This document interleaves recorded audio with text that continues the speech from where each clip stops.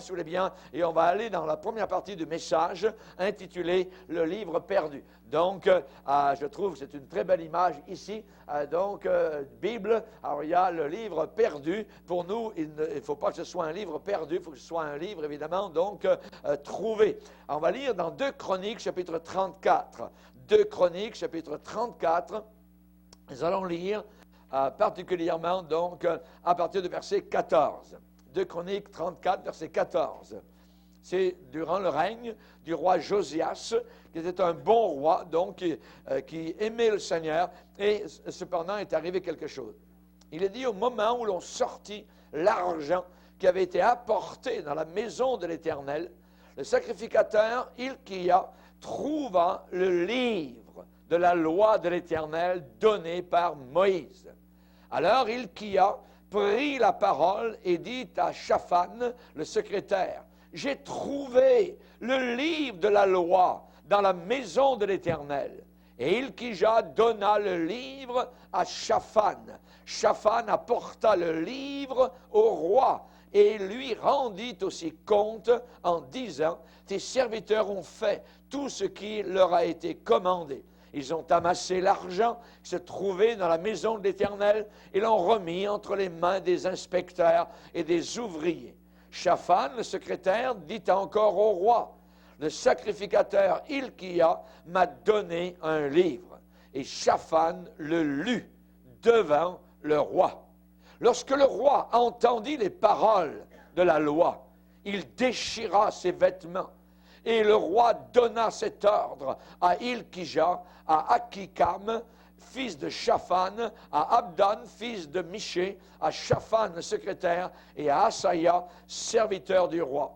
Allez, consultez l'Éternel pour moi et pour ce qui reste en Israël et en Juda au sujet des paroles de ce livre qu'on a trouvé. Car grande est la colère de l'Éternel qui s'est répandue sur nous, parce que nos pères n'ont pas observé la parole de l'Éternel et n'ont pas mis en pratique tout ce qui est écrit dans ce livre. Amen. Père, nous te bénissons. Nous sommes devant toi, Seigneur Jésus, bénis par ta puissante parole qui est là maintenant sous nos regards, qui n'est pas cachée, qui n'est pas perdue, mais nous voulons avoir ce livre sous nos regards. Seigneur, nous te demandons de le bénir à nos cœurs, et non seulement qu'il soit un objet de culte, mais qu'il soit l'objet de notre méditation, que nous puissions l'ouvrir, le méditer, l'étudier, que nous puissions, Seigneur, aller travailler au travers de ces sillons et dans les différentes parties de ce livre merveilleux qui est composé de 66 parties. Nous te bénissons, Seigneur, et nous prions que le Saint-Esprit éclaire ton serviteur, afin qu'il apporte la parole, qu'il apporte cette manne spirituelle, cette farine de Dieu, ce pain béni qui descend du ciel. Nous ne pouvons pas vivre sans ta parole, mais avec ta parole, nous vivrons, nous serons ancrés au milieu des courants de ce monde qui entraîne les gens en direction de l'enfer éternel. Nous te demandons, Seigneur, de nous garder et de bénir cette matinée et cette soirée au nom de Jésus-Christ. Amen. Et tout le peuple dit Amen. Gloire à Dieu. Vous pouvez vous asseoir, frères et sœurs. Alléluia. Nous allons parler ce matin du livre. Le livre. Dans ce passage, dans le chapitre 34 de 2 Chroniques, le mot livre revient 8 fois. Ce mot est très important. Ce qui veut dire que là, le Saint-Esprit concentre l'attention du lecteur sur le livre. Le livre. On faisait le ménage à cette époque à Jérusalem. Le roi Josias avait demandé de nettoyer le temple qui avait été délaissé. Et ce jeune homme, qui était roi, qui s'appelait Josias, était de bonne intention. Il était bien tourné, donc, son esprit dans la direction du Seigneur. Et pendant qu'il y avait ménage, pendant que l'on nettoyait le temple, eh bien, à Jérusalem, parmi tous les débris qu'il y avait, parmi tous les détritus, les poubelles que l'on sortait, les ordures et les immondices, soudain, là, quelque part, on trouve un livre. On trouve un livre perdu. Perdu depuis très longtemps. Depuis des années, le livre avait été perdu.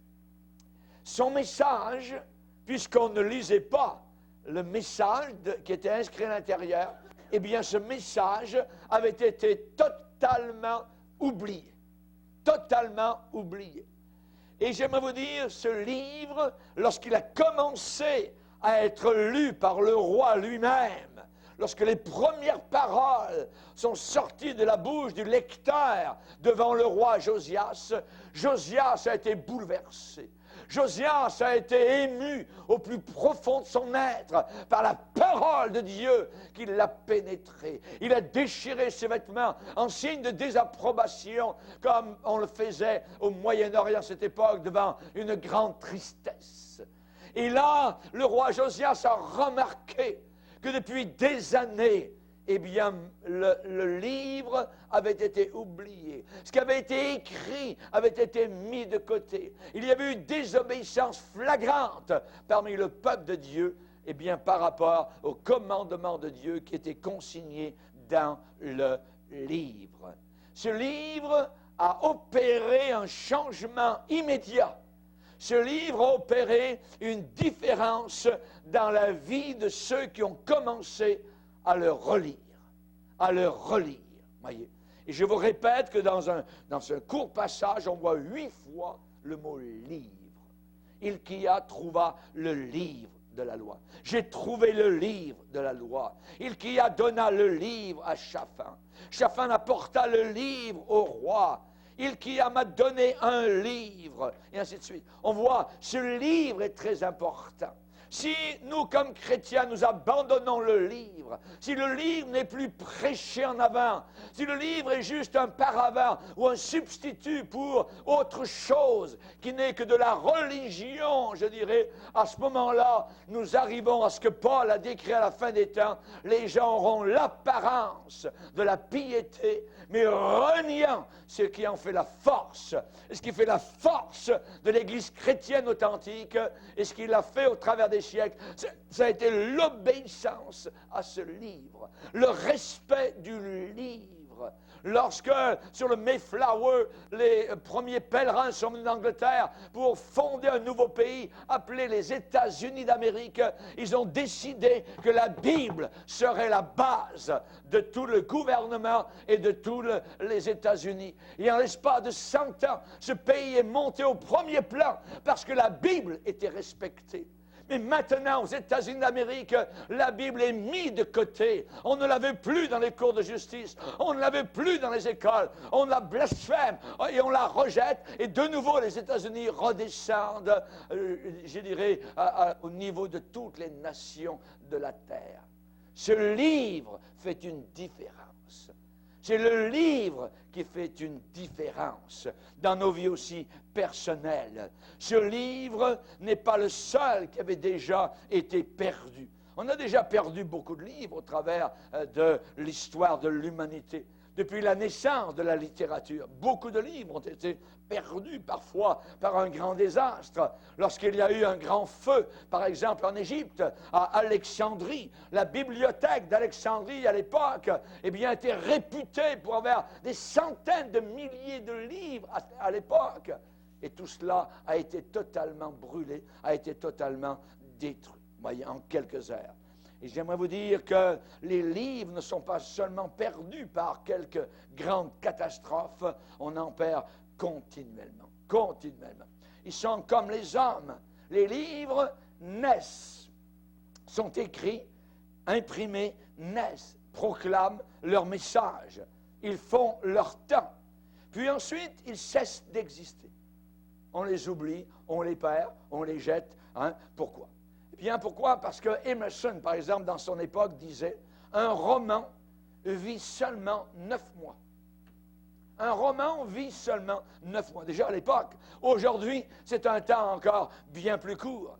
Aujourd'hui, on a des livres de science qui vivent un peu plus longtemps.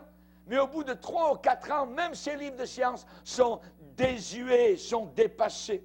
Les livres d'histoire Ils vivent un peu plus longtemps. Eh bien, comme individus, généralement, nous dépassons nos livres. Quand nous grandissons, nous dépassons nos livres.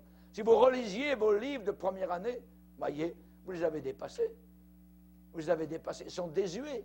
Et on le comprend. Nous dépassons, nous grandissons plus vite que nos livres. C'est un peu comme un enfant qui devient trop grand pour ses jouets. Nous ne prenons pas de plaisir particulier, nous ne prenons pas de joie particulière aux jeux et aux passe-temps que nous avions quand nous étions petits enfants. Les filles jouaient à la marelle, voyez. Aujourd'hui, vous qui avez 40 ans, 50 ans, essayez de jouer à ce jeu-là, voyez. Vous allez trouver ça complètement niaiseux, voyez, parce que vous avez dépassé, évidemment, donc, ces jeux. Nous ne chérissons plus les mêmes ambitions, les mêmes idéaux que nous avions, donc, à cette époque-là. Et nous ne lisons plus, non plus, les mêmes livres. On les a dépassés. Nous ne consultons plus non plus les mêmes autorités, c'est-à-dire nos parents généralement, que quand nous étions jeunes, quand nous étions petits, quand nous voulions être informés sur quelque chose, nous allions voir nos parents. Voyez, aujourd'hui, généralement, parfois, vous pouvez apprendre certaines choses même à vos parents. Ouais, et ça a changé, vous avez grandi. L'horizon de connaissances humaines s'élargit toujours plus. Les connaissances d'hier sont devenues quoi? Sont devenues l'ignorance d'aujourd'hui. Et l'homme qui n'apprend pas non plus les choses du passé, qui ne sait pas ce qui s'est passé dans le passé, va répéter les mêmes erreurs. Donc, je répète, la connaissance d'hier, bien souvent, est devenue l'ignorance d'aujourd'hui. La sagesse du passé est devenue bien souvent folie aujourd'hui. Moquerie aujourd'hui. On se moque du passé aujourd'hui. Nous sommes rendus supposément à l'aérospatiale. Nous avons des progrès dans la médecine, les ordinateurs, les communications, la science, ainsi de suite. Et nous pensons que tout cela, voyez, est totalement dépassé. Mais il y a un livre qui ne sera jamais dépassé. Il y a un livre qui sera toujours à la hauteur. Il y aura un livre qui sera toujours moderne. Un livre qui sera toujours en avance sur son temps. C'est la Bible, la parole de Dieu. Un livre que le monde n'a jamais pu dépasser. Ce livre parle aux besoins de notre époque actuelle, contemporaine et moderne. Ce livre parle aux besoins de toutes les époques. Si vous l'ouvrez, vous le lisez attentivement, soudain vous remarquez que c'est comme s'il avait été écrit juste pour notre époque. Juste pour notre temps. Toute l'Écriture est inspirée de Dieu. Toute l'Écriture est inspirée de Dieu. Nous avons entre les mains avec la Bible la parole de Dieu. Ce n'est pas un livre d'homme, c'est un livre divin. Il n'y a qu'un seul livre divin sur la terre, c'est la Bible. Ce n'est pas le Coran, ce n'est pas le livre des Mormons, ce n'est pas les écrits de Joseph Smith ou d'autres qui ont fondé des sectes. C'est la parole de Dieu. Elle se défend toute seule. Les hommes ont essayé d'abattre la Bible, mais leurs poings ont été cassés. Et leur voix s'est effacée, il a été rempli de poussière, mais la Bible est restée encore là, parmi nous. C'est le livre de Dieu. Elle aura toujours la victoire. Elle sera toujours victorieuse. Elle sera toujours triomphante. Ce livre ne sera jamais dépassé. Oh, c'est un vieux livre, tout ça. C'est un vieux livre qui traverse tous les siècles et qui encore aujourd'hui nous dit ce qui va arriver plus tard. Il est toujours à la hauteur de son temps. Chers amis, c'est un des plus vieux livres. Il est né de semences divines. Il est né de semences divines. Toute l'Écriture est inspirée de Dieu. Et utile. Ah, combien utile est la parole du Seigneur. utile pour enseigner, pour corriger, pour reprendre, pour fortifier, pour édifier, pour nous ancrer dans la saine doctrine, que nous ne soyons pas ébranlés et emportés à tout vent de doctrine. Merci Seigneur. Toute l'Écriture est inspirée. C'est un des plus vieux livres qui a été planté dans le sol humain et il y a de nombreux siècles. Ce livre était porté par les prophètes de l'Ancien Testament. Ce livre s'usait sous le manteau des prophètes de Dieu. Ils le dévoraient, ils le lisaient, ils en usaient les pages. C'était le livre de Dieu, ils l'aimaient. J'ai vu des vieilles Bibles que les Huguenots portaient en France. Ce n'étaient pas des petites Bibles comme nous avons, faciles à imprimer aujourd'hui. C'était des choses énormes. Ils transportaient ça. Ils avaient des manteaux, vous voyez, et ils avaient des poches larges comme ça. Et à l'intérieur, ils mettaient ça. Vous voyez, ils portaient ça quand ils allaient aux réunions. C'était des gros livres. Quand ils l'ouvraient, quand grand-père ou papa ouvrait la Bible, c'est un événement. Vous voyez, et on ouvrait ce grand livre et on lisait la parole de Dieu. Ce que Dieu avait déclaré à l'humanité dans tous les couloirs des siècles. Alléluia. Le livre de Dieu. Un des plus vieux livres. Alléluia. Évidemment, ce livre a grandi aussi. Au début, il n'y avait que 5 livres dans la Bible, le Pentateuque. Aujourd'hui, il est complet. Il y a 66 livres. Il n'y en a pas plus. Dans la Bible catholique et écuménique, ils ont rajouté des livres qui ne sont pas inspirés de Dieu. Faites très attention quand vous achetez une Bible, combien de livres il y a à l'intérieur. S'il n'y a pas 66 livres, vous avez une fausse Bible. Parce que quelque part dans l'Ancien Testament, vous allez arriver sur les livres de Tobie, les livres de ceci, de cela, où l'on enseigne à prier les morts, à faire toutes sortes de choses, voyez, où l'Église catholique romaine a pris toutes sortes de fausses doctrines. La vraie Bible n'a que 66 livres. Elle a commencé par 5 qui ont été écrits par Moïse. Et ensuite, ça a grandi jusqu'à 66 livres. Et le 66e livre a été écrit par Jean sur l'île de Patmos, alors qu'il était prisonnier dans ce camp de concentration romain. Ce livre, donc, a grandi dans la maturité par les écrits de l'apôtre Paul dans ses voyages missionnaires. L'apôtre Paul a écrit 13 épîtres, Luc a écrit les actes des apôtres, et ce livre donc a grandi vers sa finalité sur l'île de la vision de l'Apocalypse avec le révélateur Jean. Et c'est là qu'il a été achevé. Et maudit à celui qui ajoute quelque chose à ce livre qui a été fini d'être rédigé là. Nous n'avons plus de nouvelles révélations, nous n'avons que la parole de Dieu. C'est la parole de Dieu qui est la révélation du Seigneur. Et celui qui ajoute, et généralement dans les sectes, on ajoute ou on retranche. Et la Bible dit que si quelqu'un ajoute ou retranche, sa vie sera retranchée là-haut du ciel. Ce qui veut dire que c'est très dangereux. Si la personne a sa vie retranchée, ça veut dire qu'elle va en enfer, elle est perdue. Voyez? Nous devons garder intacte la parole du Seigneur. C'est un vieux livre, mais malgré sa vieillesse, alléluia, prolongée, je dirais, si longue, cependant, c'est un des livres aujourd'hui qui est d'une nouveauté merveilleuse, rafraîchissante, revigorante dans le monde, je dirais, des livres d'aujourd'hui. Le livre. Il y avait un homme de Dieu qui était en train de mourir en Angleterre. Il était sur son lit dans sa chambre. Et il dit à un serviteur qui était à côté, « Amène-moi le livre. » Et le serviteur dit, « Monsieur, quel livre? » Il y avait une bibliothèque remplie de milliers de livres. Et l'autre qui est en train de mourir a dit, « Mais voyons donc, il n'y a qu'un livre! Amène le livre! » Le gars est en train de mourir, de quoi il a besoin? La Bible. La Bible, la parole de Dieu. Il n'y a qu'un livre qui est important. Smith Wigglesworth, qui était un grand homme de Dieu, ne lisait qu'un seul livre, la Bible.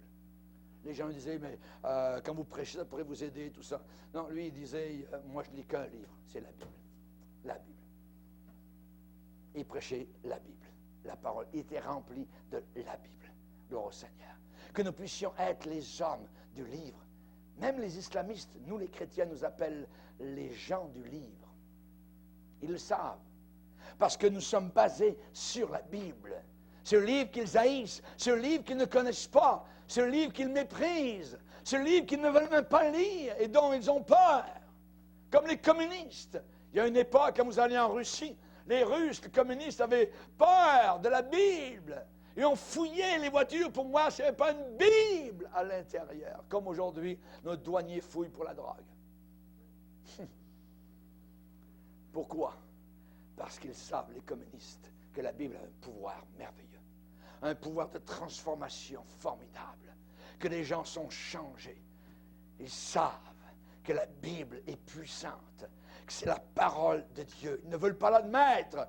Ils veulent dire qu'il n'y a pas de Dieu, que ça n'existe pas. Voyez. Mais pourtant, ils devront plier les genoux devant ce grand Dieu qui a écrit un livre, la Bible. Et c'est ce livre qui va juger le monde à la barre du jugement, dans la cour de justice mondiale, là-haut devant le roi de gloire. C'est ce livre. Le ciel et la terre passeront. Vous vous rendez compte? On a les pieds sur la terre. Mais quand on ne voit plus rien sous les pieds, quand il n'y aura plus de terre, où est-ce que les hommes vont-ils aller? Il n'y aura devant eux qu'un trône et quelqu'un sur ce trône. Et c'est ce livre qui va les juger. Jésus a dit, moi je ne juge personne, mais c'est mes paroles qui jugeront le monde, a dit le Seigneur. Le ciel et la terre passeront, mes paroles ne passeront pas. Mes paroles ne passeront pas. Ce livre a un message pour l'individu, pour aujourd'hui. Les hommes ne l'ont jamais dépassé et ne pourront jamais dépasser la parole de Dieu. Pierre l'apôtre a dit, toute chair est comme l'herbe et toute sa gloire comme la fleur de l'herbe, mais la parole du Seigneur demeure éternellement. La parole du Seigneur demeure éternellement. Un livre dont tous les pays de la terre ont besoin, la Bible. La Bible, la parole de Dieu. Les Juifs, à l'époque de Josias, avaient perdu la Bible. Ils avaient perdu leur Bible à l'époque de Josias. À l'époque, il y avait seulement un petit fragment de Bible, voyez, que nous connaissons. C'est-à-dire les 5 premiers livres. Ils l'avaient perdu. Ils l'avaient perdu, voyez. Et la perte a été désastreuse. On peut avoir une Bible à la maison. Je me rappelle un homme au Nouveau-Brunswick, quand on était là-bas en train de servir le Seigneur à Edmundston. Un jour, je suis entré dans une maison et le monsieur a pris, dès que je suis entré, sa femme venait aux réunions, mais le mari ne voulait pas rien savoir du Seigneur. Quand je suis entré pour une visite, le monsieur a pris ses espadrilles et il était en train de sortir. Il ne voulait pas me voir. Je lui ai dit, monsieur, je venais juste de voir qu'au-dessus du frigidaire, il y avait une Bible. Monsieur, vous avez un grand trésor dans votre maison. Oui. La porte s'était ouverte, s'en allait. J'ai dit, oui, vous avez un grand trésor et vous ne le savez pas. Sur le frigidaire, il y a une Bible. C'est un grand trésor. Il était bouleversé. Quelques semaines plus tard, il était assis avec sa femme un dimanche matin à l'église. Il a donné son cœur au Seigneur. Et j'étais là lors de son décès. Hallelujah. Il est décédé. Il est allé au ciel. Il a découvert le grand trésor. On peut avoir une Bible, mais est-ce qu'on la connaît? Est-ce qu'elle est juste là posée? Ou bien est-ce qu'elle est poussiéreuse? Ou bien est-ce qu'elle est lue? Est-ce qu'elle est usée? Est-ce qu'elle est méditée? Est-ce qu'elle est soulignée? Est-ce qu'elle est colorée? Est-ce que vous l'avez appris certains passages dans votre cœur? Comment est ce livre? Ce livre vous éloignera du péché et le péché vous éloignera de ce livre. Rappelez-vous bien de cela.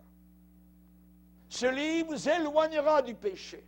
Et le péché vous éloignera de ce livre. Plus vous allez être dans le péché, plus vous n'aurez aucune envie de lire la Bible, la parole de Dieu. Chers amis, pendant toute l'époque où le livre a été perdu en Israël, le péché s'est accru beaucoup. dans tout le pays d'Israël, pendant tout le temps que vous avez perdu la parole de Dieu, le péché avait monté et avait monté. Voyez, le livre avait été oublié et ils ont été emmenés en exil. Ils ont été fouettés. Il y en a qui ont eu les 2 yeux percés. Il y en a qui ont vu leurs enfants. Alors, il y a la dernière chose qu'ils ont vue, ça a été leurs enfants autour d'eux. Et là, on leur a fait sauter les 2 yeux. C'était quelque chose d'inimaginable. Pendant tout ce temps-là, la Bible était totalement en dehors de leur regard. C'est le péché en Israël qui a placé ces bombes, qui a posé ces bombes, qui des années plus tard ont éclaté et ont fait sauter par en dessous les fondations même du peuple d'Israël. La nation a été emmenée à Babylone. Pourquoi? Ils n'ont pas voulu obéir à la parole du Seigneur. D.L. Moody, ce grand homme de Dieu, a fait une déclaration, et je la cite, juste avant que n'éclate la Révolution française en 1789. Et en France, en 1789, des milliers de têtes ont été coupées. La guillotine était posée à Paris, sur une place publique, juste en bas actuellement de l'Arc de Triomphe, et des milliers de têtes. Il y avait une guillotine qui vient de Monsieur Guillotine, qui avait inventé la guillotine. Et durant la Révolution française, des milliers, des milliers, des milliers de têtes ont roulé par terre, comme ça. La France a dépensé des millions d'argent pour semer, avant la Révolution française, pour semer parmi les Français une littérature athée. Il y a eu un plan pour semer parmi les Français. On va leur envoyer des livres et des livres pour qu'ils ne croient pas qu'il y a un Dieu. Ils pensaient que la Bible se tenait sur le chemin du progrès, qu'elle était un empêchement au progrès. Et ils l'ont jeté, les Français l'ont jeté, les révolutionnaires l'ont jeté par-dessus bord. Et ils ont pensé que cela empêchait le progrès. Voltaire et d'autres, et ainsi de suite. Voyez. La Bible, à cette époque, dans une grande mesure, a été un livre perdu, un livre oublié. Et en perdant la Bible, ils ont perdu encore plus. Cette perte, à cette époque-là, a fait que la moitié des enfants de Paris sont nés en dehors des liens du mariage. La moitié. Voyez. Et à cette époque-là, plus de 10 000 enfants nouveau-nés, en une seule année, ont été envoyés dans les égouts. Pas de Bible, pas de Dieu, ça n'existe pas. N'est-ce pas ce qui nous arrive même ici au Canada et au Québec, avec les avortements, avec vraiment cette rébellion contre ce que Dieu a donné. Il y a une méconnaissance de Dieu dans le pays aujourd'hui. Même si aujourd'hui on peut acheter facilement une Bible au Canada, aux États-Unis ou en Europe, voyez, pour les multitudes, la Bible est un livre perdu. Ils ne le connaissent pas. Ils ne savent pas du tout ce qu'il y a à l'intérieur. Ils n'en reçoivent plus les bénéfices. Ils ne la lisent plus. Alors que la Bible dit dans Ésaïe 35, consultez le livre de l'Éternel et lisez. Consultez le livre de l'Éternel et lisez. Bénissez la personne en première année qui vous a appris à lire. Parce qu'aujourd'hui, vous pouvez lire la Bible. C'est merveilleux de lire la Bible. Heureux l'homme qui ne marche pas selon le conseil des méchants, qui ne s'arrête pas sur la voie des pécheurs, mais qui trouve son plaisir dans la loi de l'Éternel et qui la médite jour et nuit. Il est comme un arbre planté. Dans le désert, non. Proche d'un courant d'eau. Proche d'un courant d'eau. C'est un courant d'eau. Ce livre est un courant d'eau. Plantez-vous dans ce livre. Mettez vos racines dans ce livre. Josué, tu veux avoir la victoire sur Jéricho et tous les Cananéens, les païens, alors que ce livre ne s'éloigne pas de toi. Pas le livre de messe, la Bible. La Bible. L'Église catholique nous a appris à avoir des livres ici et là, vous voyez, livre de messe. Non, non. La Bible, la parole de Dieu. L'Église chrétienne est fondée sur la Bible. Nous sommes réunis autour de la Bible. Enlever la Bible de parmi l'Église chrétienne, nous sommes une coquille vide. Il n'y a plus rien. Il y a juste de la religiosité. De la religiosité. Josué, que ce livre ne s'éloigne pas de toi. Médite-le jour et nuit. C'est alors que tu auras du succès dans tes entreprises. Voilà comment Dieu a préparé Josué. Que ce livre. Chers amis, beaucoup de personnes ne font pas, je dirais, pendant leur temps de loisir, de la Bible leur compagnon, leur livre de chevet. J'ai entendu un jour, vous savez, que l'organisation des Gédéons place des Bibles, quand ils peuvent, dans des hôtels. Vous montrez l'influence de la Bible. Un jour, dans un hôtel, un homme arrive avec une femme qui n'est pas la sienne pour coucher avec elle. Et l'homme s'assoit au bord du lit et voit là une Bible qui est dans le petit buffet à côté. Il l'ouvre. Il regarde. Ensuite, il regarde la femme et dit, tu peux sortir. Juste en lisant ce qu'il a lu dans un psaume, a touché son cœur. Son péché lui a été montré.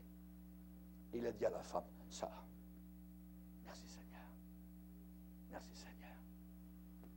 La puissance de la parole de Dieu. Jésus n'a pas pris un chapitre pour dénoncer le diable, pour attaquer Satan. Un verset a suffi. Une ligne. Il est écrit. Ça suffit. La puissance de ce livre, c'est la parole de Dieu, écrite. Et la parole de Dieu parlait, a créé les mondes, les univers, les bolides au-dessus de nos têtes. La puissance de la parole est quelque chose d'inimaginable. D'inimaginable. Paul a dit à Timothée, dès ton enfance, tu connais les saintes lettres. Oh. C'est la raison pour laquelle nous avons des écoles du dimanche. Et on ne met pas la télévision, l'école du dimanche devant eux. On ne leur raconte pas les histoires d'Alice au pays des merveilles. On leur parle de la Bible et nous voulons que nos moniteurs leur enseignent la parole de Dieu, les principes de base des Saintes Écritures. Dès ton enfance, Timothée, dès ton enfance, tu connais les saintes lettres qui peuvent te rendre sage, qui ont le pouvoir de te rendre sage, de te donner la sagesse du salut. Merci Seigneur. Chers amis, beaucoup de personnes ne renouvellent plus leurs énergies en se nourrissant de ces vérités tonifiantes.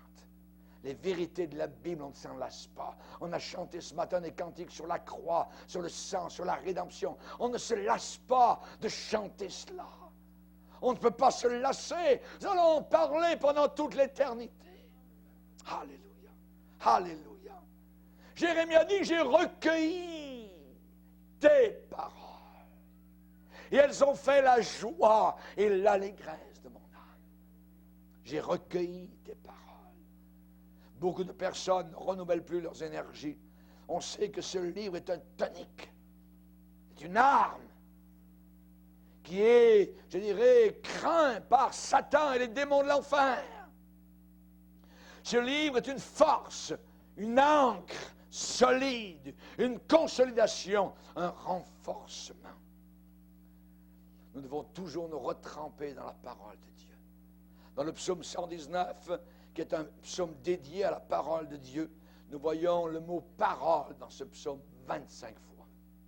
25 fois. Comment le jeune homme rendra-t-il pur son sentier en se dirigeant d'après quoi? Ta parole. Pas d'après monsieur conseiller un tel ou psychologue un tel. D'après ta parole. Le problème des chrétiens, c'est qu'on a mis Dieu de côté, on a mis l'esprit de côté, on a voulu nos psychologues dans l'intérieur, la sagesse humaine qui est diabolique, directement dans le pupitre. C'est abominable. C'est abominable. C'est la parole qui fait foi. C'est la parole de Dieu qui nous dirige. Je sers ta parole dans mon cœur. Je n'oublie pas ta parole. J'observe ta parole. Rends-moi la vie selon ta parole. Relève-moi selon ta parole. Je me confie en ta parole. Ta parole, ta parole. parle-moi, dis-moi seulement un mot, s'il te plaît, Jésus, et mon serviteur sera guéri. Une parole, un mot, ça suffit, Seigneur. Quelle foi! Nous devons avoir cette foi-là, nous aussi. Les rois d'Israël devaient copier eux-mêmes, prendre un crayon et copier dans un livre eux-mêmes la parole de Dieu. Ils devaient la lire tous les jours. Les rois d'Israël devaient lire la parole de Dieu chaque jour. Et nous, chrétiens, qui avons l'Esprit de Dieu, qui sommes dans le Nouveau Testament, qui devrions avoir plus de joie d'entrer dans la présence de Dieu, que faisons-nous de cela? Est-ce que nous lisons chaque jour la parole du Seigneur? J'aimerais vous donner un devoir. Dimanche prochain, j'aimerais vous demander, dimanche prochain, je vous demanderai combien de chapitres avez-vous lu cette semaine de la Bible? Et je vais avoir des réponses. Amen? OK? Donc, notez bien. Notez le nombre de chapitres que vous allez lire. Je demanderai. Combien de chapitres, madame, avez-vous lu cette semaine? Combien de chapitres, monsieur, frère? Combien de chapitres avez-vous lu cette semaine? Il faut le lire. Je ne vous demande pas de lire. Non, non. Si c'est 3 chapitres, c'est 3 chapitres, mais de les méditer, voyez. Si c'est 30, merci Seigneur, mais c'est de lire, de se nourrir, s'enraciner, d'aimer la parole de Dieu. Amen. Alléluia. Chers amis, ce livre est un tonique et une arme. Beaucoup de personnes ne la lisent pas à leurs enfants. Auparavant, les parents, avant de se coucher le soir, prenaient leurs petits-enfants au bord du lit dans leur chambre et on ouvrait des livres qui étaient à leur niveau sur la Bible, les histoires de la Bible. Et ils s'endormaient tranquilles. Aujourd'hui, on va prendre un livre d'Harry Potter, Alice au Pays des Merveilles, n'importe quoi, vous voyez, c'est abominable. Ces petits-enfants grandissent sans pain, sans rien, sans soutien, sans encre. C'est la parole. La Bible a des histoires merveilleuses, c'est les plus belles histoires de tout l'univers, à leur raconter, à les enraciner dans cette parole-là. Et plus tard, ils ne s'en détourneront pas. Dans certaines églises évangéliques, à l'école du dimanche, on n'étudie plus la Bible. Terminé. C'est dépassé. Rendez compte. Rendez compte. Quand je dis certaines choses, ça paraît étonnant. Mais moi, j'ai été étonné quand je suis sorti l'autre jour d'une certaine église pendant mes vacances avec rien sur mon papier. J'ai rien entendu, aucune prédication. Au bout d'1 heure et demie de blabli, de blabla, de chant, de ci, de ça, aucune parole. Aucune parole de Dieu. À la fin, j'ai regardé l'heure, j'ai dit, ça va faire quasiment bientôt 2 heures que je suis là, il n'y a pas de parole, bye bye, au revoir. Ça paraît étonnant, mais c'est une réalité qui se passe. Pour nous qui sommes nourris, nous qui sommes gavés, je dirais, de la parole de Dieu, hein, on est comme habitués, mais il y en a d'autres qui sont squelettiques, voyez. Et le diable et les loups les prennent et sautent sur eux, n'ont pas la force de se battre, ils ne connaissent pas les armes de combat, ils ne savent pas. Que Dieu soit glorifié. Ce livre t'éloignera du péché et le péché t'éloignera de ce livre. Il y a certains chrétiens qui n'ont pas lu un seul chapitre entier, intelligemment, depuis 6 mois. Depuis 6 mois, ils n'ont pas lu un chapitre entier, intelligemment. C'est abominable. Et après, on se demande, les gens demandent, comment ça se fait qu'il n'y a pas de miracle? Ah, ben attends. Se pourrait-il que ce livre soit perdu? Chers amis, certain, un des faits les plus tristes aujourd'hui, c'est l'ignorance de l'homme moyen sur la Bible. Veux-tu savoir comment tu aimes Dieu? Un pasteur, ça serait merveilleux. Vous pourriez me noter dans mon amour pour Dieu. Combien j'aime le Seigneur. Il y a des gens qui chantent, j'aime Dieu, ils chantent, les bras en l'air, ils aiment tellement le Seigneur, c'est merveilleux. Vous voulez savoir comment vous aimez Dieu? Comment aimez-vous ce livre? C'est la même chose. C'est la même chose. Si vous aimez beaucoup ce livre, vous aimez beaucoup Dieu. Si vous n'aimez pas beaucoup ce livre, vous n'aimez pas beaucoup Dieu. Pourquoi? Parce que c'est sa parole. Et quand on aime quelqu'un, on aime qu'il nous parle. On aime passer du temps dans la présence de l'être aimé. c'est la même chose. Veux-tu savoir comment tu aimes Dieu? Comment aimes-tu sa parole? Comment aimes-tu sa parole? On sait que l'apôtre Paul a dit à la fin des temps, il viendra un temps où les hommes ne supporteront plus la saine doctrine, la saine parole. Alors toi, prêche la parole. Pas des choses sur la Bible ou autour de la Bible. Prêche la parole. Prêche la parole elle-même, directement aux gens. Donne-leur la nourriture. Ouais. L'ignorance est terrible parmi même ceux qui vont à l'église et bien souvent dans l'école du dimanche. Et Dieu va dire, mon peuple est détruit parce qu'il lui manque la connaissance. Ils ne savent pas. Ils ne savent pas. Voyez. Et l'ignorance va jeter sa noirceur, pas seulement sur ceux qui n'ont pas d'instruction, mais évidemment sur toutes les couches de la société. Aujourd'hui, on veut s'amuser. On ne veut pas être sérieux dans l'Église. On veut s'amuser. Hey, c'était le fun. L'Église, ce n'est pas pour le fun. C'est d'écouter des choses sur l'éternité. Mon éternité est en jeu. Oui, il y a la joie profonde de Dieu dans mon cœur, la joie du salut, une joie saine. Mais il n'y a pas de frivolité, comme aujourd'hui on veut avoir cette frivolité. Un jour, il y a un groupe de jeunesse chrétienne. On leur a posé 5 questions. Première question, qu'est-ce que le Pentateuque? Deuxième question, citez 10 livres de l'Ancien Testament.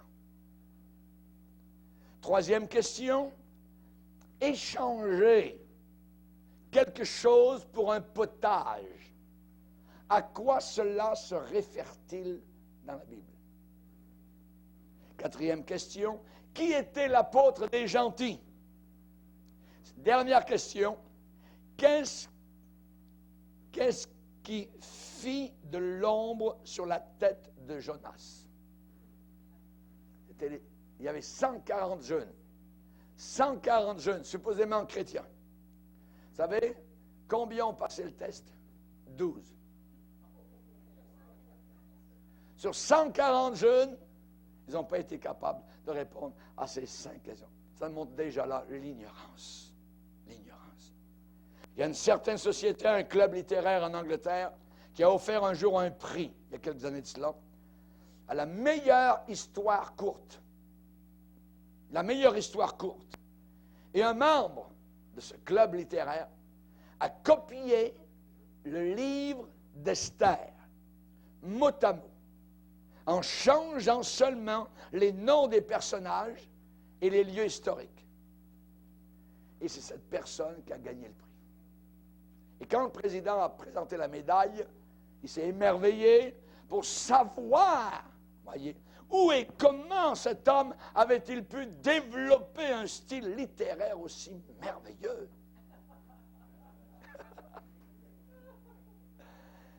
La personne moyenne aujourd'hui est totalement ignorante de la Bible, terriblement ignorante.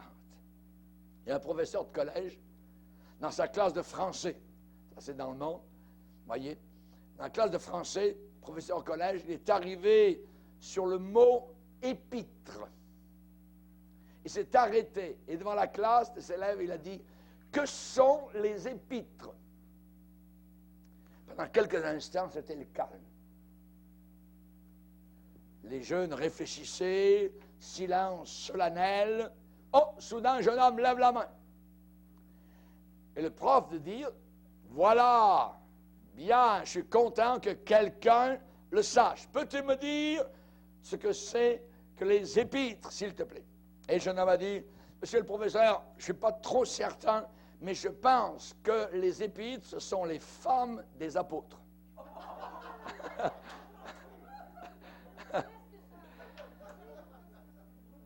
Que Dieu nous aide. Que Dieu nous aide. Un manque de connaissance, évidemment. Oui. Et on va continuer ce message ce soir. Amen. On va se lever ensemble.